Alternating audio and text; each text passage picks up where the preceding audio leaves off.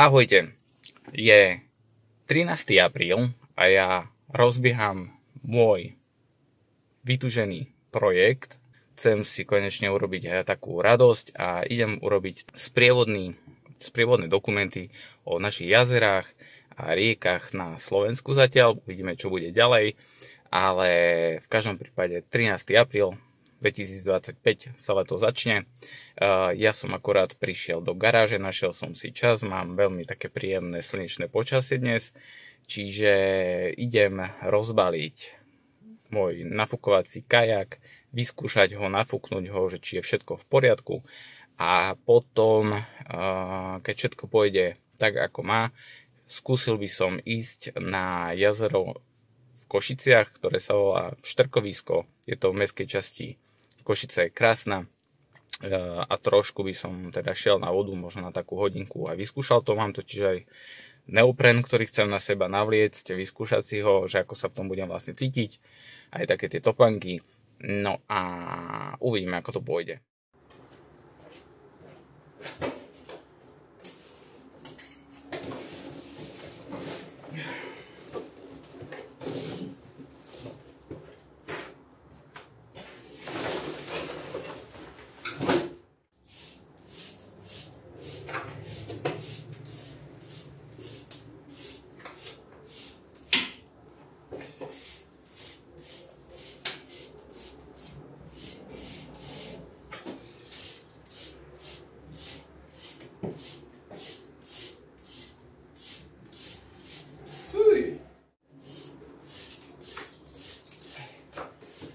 Takže musíme tu trošku vyčistiť, aby sa mi náhodou niečo neprederavilo, predsa len sú tu drobné kamienky a náhodou, či to naozaj nebude niečo také ostré, že by došlo vlastne k poškodeniu samotného kajaku, takže troška to vyzametám.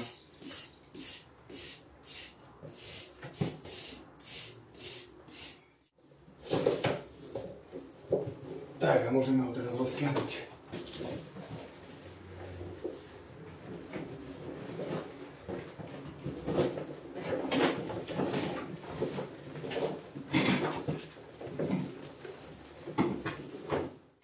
Poriadne ho musím vystierať.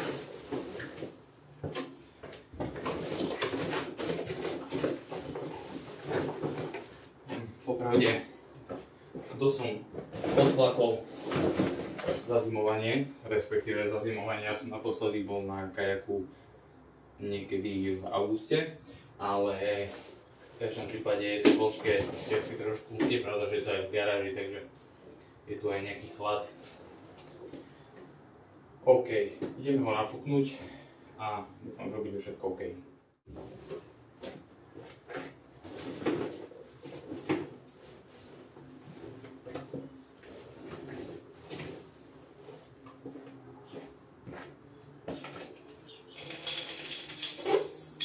Časom dúfam, že si kúpim niečo také, čo bude elektrické, aby som to mal o mnoho rýchlejšie. Zatiaľ mám iba ručnú pumpu na nafúkovanie.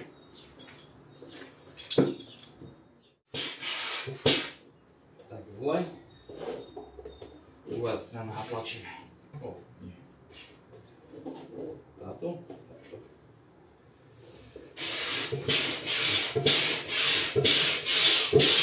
A to ide. Za to plní.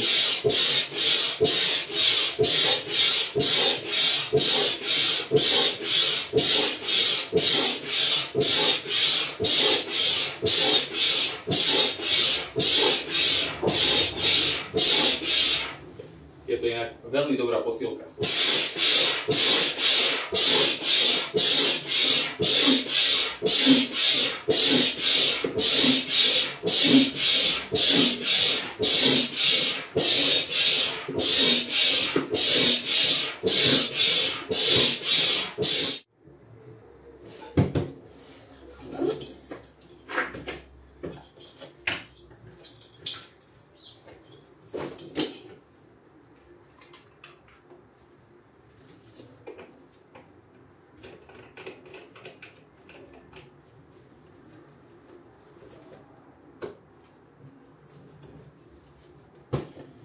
Tieto bočné majú byť naplnené cca na 1,5 PSI, čo je 0,1 baru.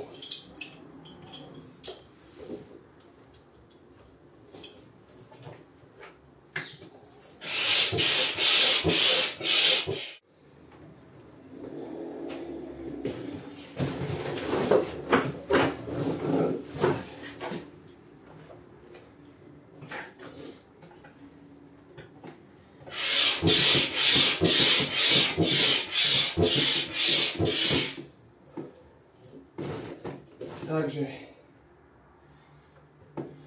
boky sú nafúknuté.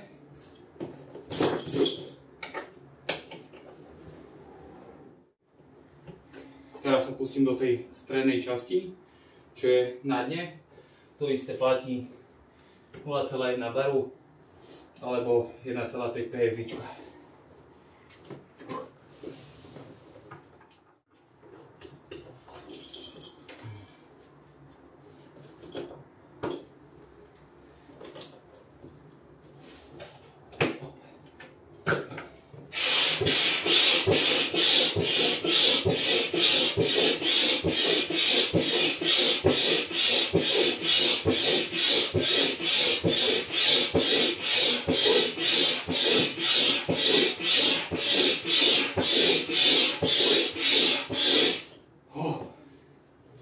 Nevládzem.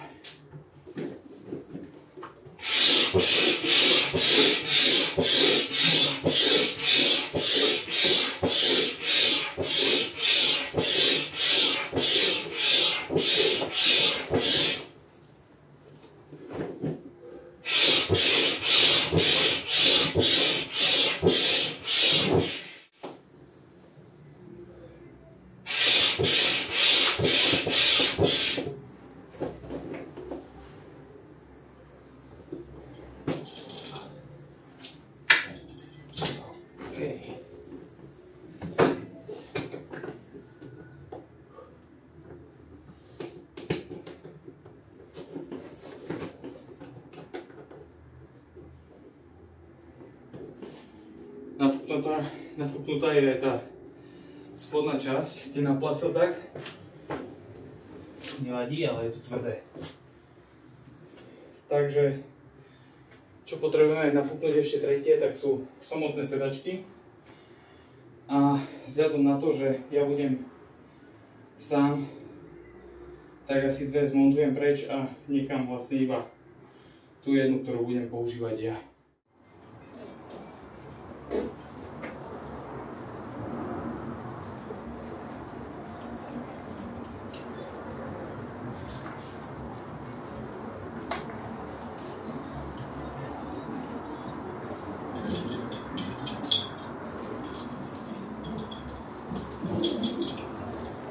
Takže tak, môžem púkať.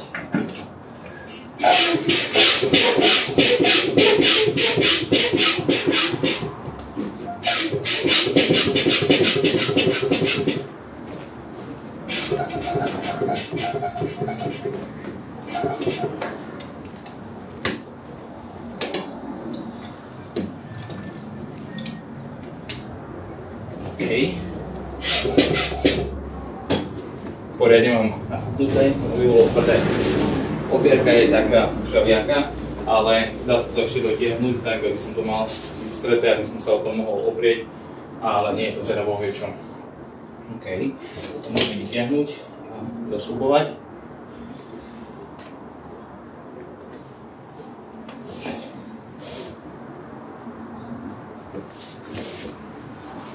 A mám to. Tak, myslím si, že všetko je celkom OK. Mám pocit, že to nikde neskúkuje, takže to môžem vypustiť, zbaliť a môžeme ísť na vodu. Fúkovanie je celkom rýchle. Ja som bol tiež veľmi prekvapený prvýkrát, keď som to spúšťal. Odmontujete, čiže sa otvorí platine veľký výpust. Aj s takýmto zaujímavým zvukom k tomu a ide to celkom rýchlo. Práve ste mali možnosť vidieť, ako som sa zľakol.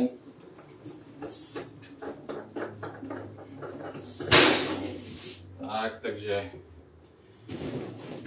môžete vidieť, veľmi rýchla záležitosť. Dobre, ja pomaličky to idem baliť, stočiť to, dať to do auta a môžeme ísť na to štrkovisko. Čo sa týka balenia, tak tiež to nie je nič hrozné, ale samozrejme závisí od šikovnosti a ja som menej talentovaný, menej šikovný a zručný človek. Takže uvidíme, ako mne to pôjde teraz, hlavne po dlhšom čase, ale myslím si, že by to mohlo byť celkom OK. Neviem, či to bude úplne dokonalé, ale povedzme, že bude to fajn. Preklopíme. Na spodok budem musieť niečo dať, aby som naozaj predišiel tomu, aby sa to neprederavilo. Zatiaľ je to OK. Tá spodná strana je taká hrubšia guma. Ale no, treba urobiť všetky asi opatrenia na to, aby sa to neprederavilo. V teréne je to horšie, pretože nemáte možnosť si nájsť nejakú dokonalú plochu.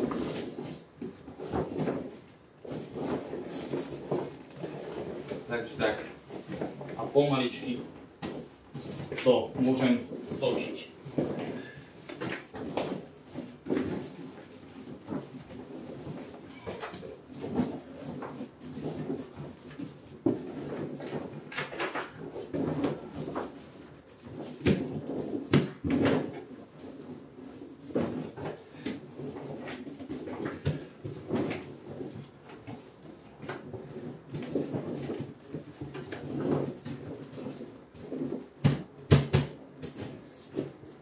Je z toho taká rolka, tu dole ešte pôjdu také, ako sa to povie, no nenapadne mi teraz, ako sa to povie, také plutičky, také plutvy na vyrovnávanie samotného kajaku.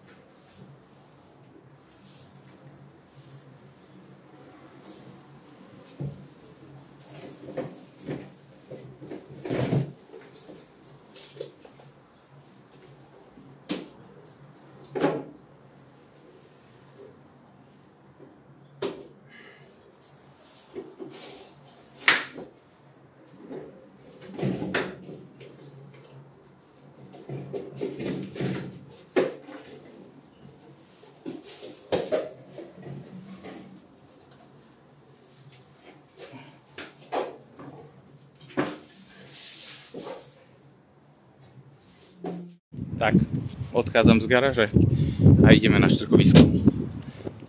Dúfam, že touto cestou sa tam dostanem.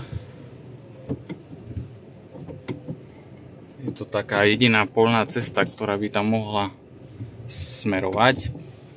Tak to skúsme.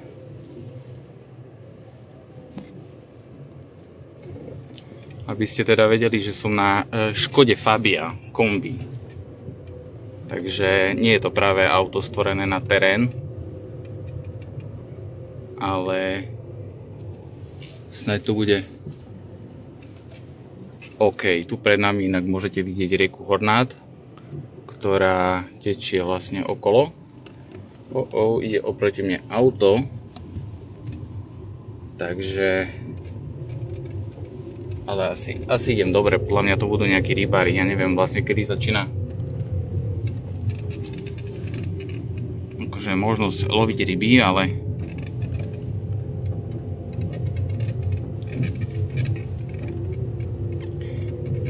v každom prípade sú tu sem tam nejaké auta, už som videl druhé auto, ktoré odtiaľ šlo. Myslím si, že je to tá správna cesta, že sa tam dostaneme. Cesta relatívne dobrá, nie je taká rozbitá, nie sú tu nejaké hlboké výmole, takže dá sa aj celkom pohodlne. Hornát má úplne pokojnú hladinu. Neskôr určite by som veľmi rád zjazdil aj rieku Horná. No a teraz neviem čo ďalej, ale asi by som mali stadiel doprava hore. Takže to skúsim a dúfam, že moje auto to pohode zvládne. OK. A tieto miesta už poznám, lebo tieto cesty sú tu inak odkedy som nebol malý a nejakí ľudia na prichádzke. A predo mnou už vidím aj samotné jazero. Tuto cesta je horšia. Diery vysypané súťou. Nevyzerá to veľmi lákavo. No a po pravej strane už vidno štrkovisko. A ja dúfam, že odtiaľ neodídem s defektom. No a teraz ešte by som rád našiel nejaké miesto, z ktorého by som sa mohol pohodlne nalodiť.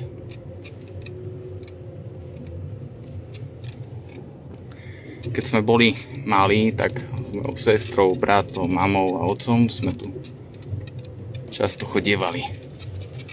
Bývali sme v Krásnej, alebo predtým ešte na jazere.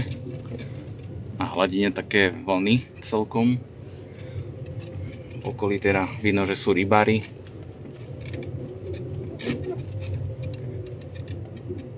Takže asi lov ryb v plnom prúde.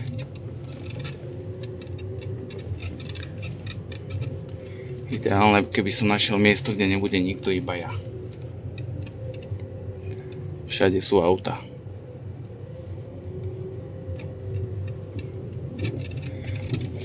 Na pravej strane sú také ostrovčeky, ktoré si naozaj pamätám ešte z detstva.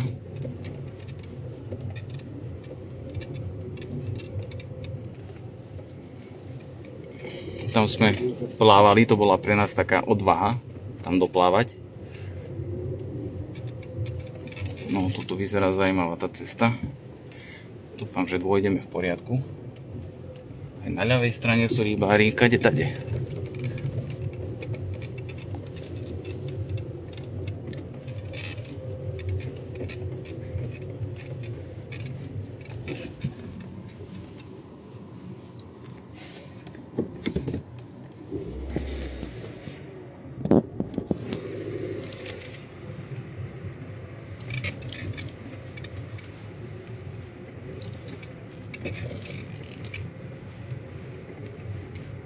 Úplne všade sú rybári.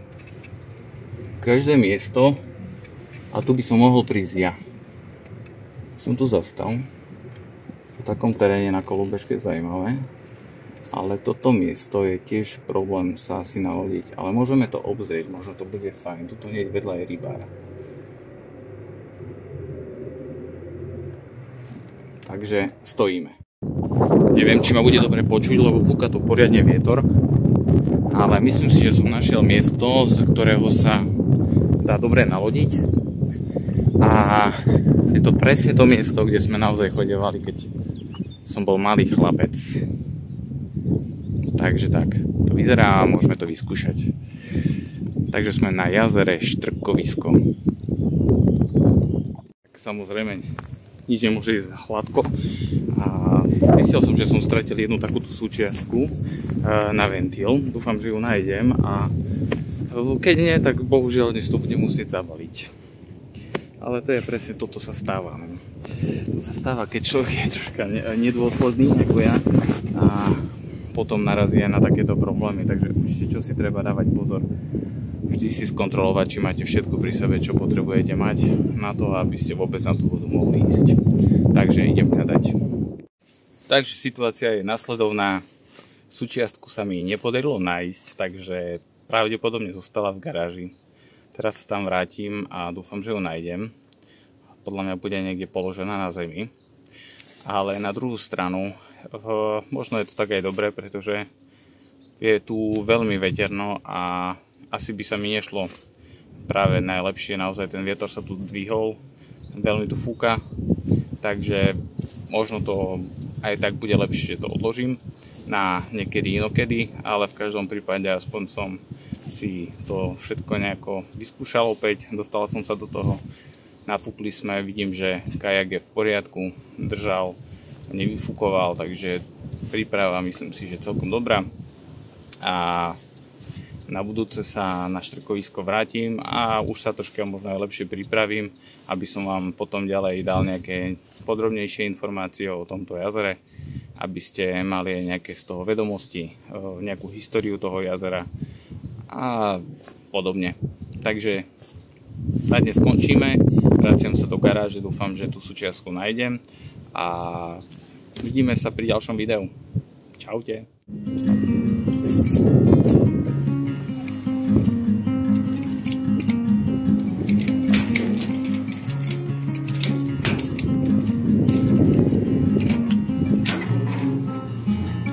Tak, po nejakom hľadaní som tu predsa len našiel na takom záľudnom mieste a to je tuto na stoličke. Chápete? Tu som to nechal. Takže asi tak. Čo z toho vyplýva, musím sa poučiť a byť dôslednejší.